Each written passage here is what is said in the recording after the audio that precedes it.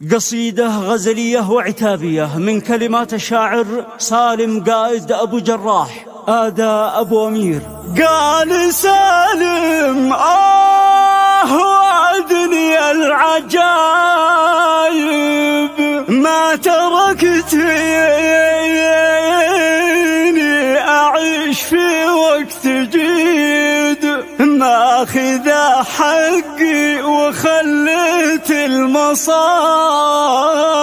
فوق ظهري وزنها وزن عتيد.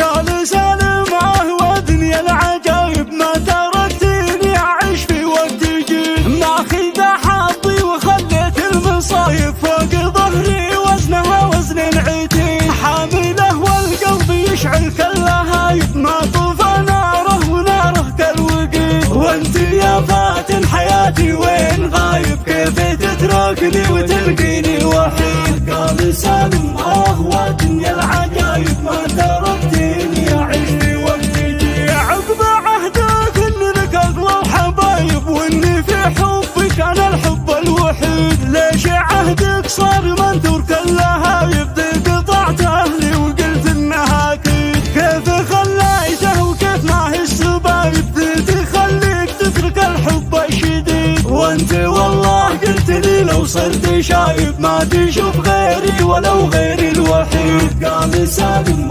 ودنيا العجايب ما تركتني أعيش في وقتي.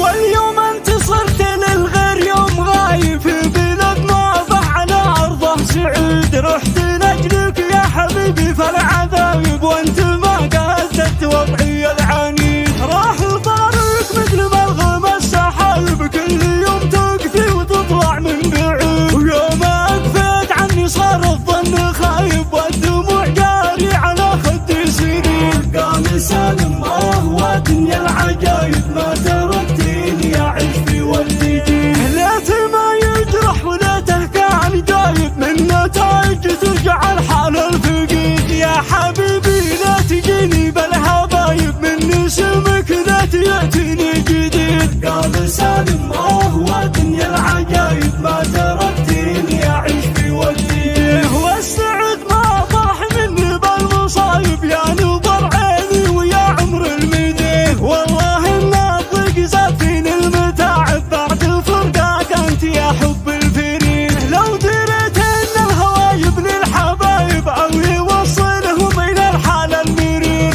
قال سالم ودنيا العجايب ما تركتني أعيش في وقتي. ما هويته لو يكون أقرب قرايب أو يكون أقرب من الدم للوريد. وانت يا سالم من الأحباط تايب يكفي ما جاك في حياتك من سيدي. قال سالم ودنيا العجايب ما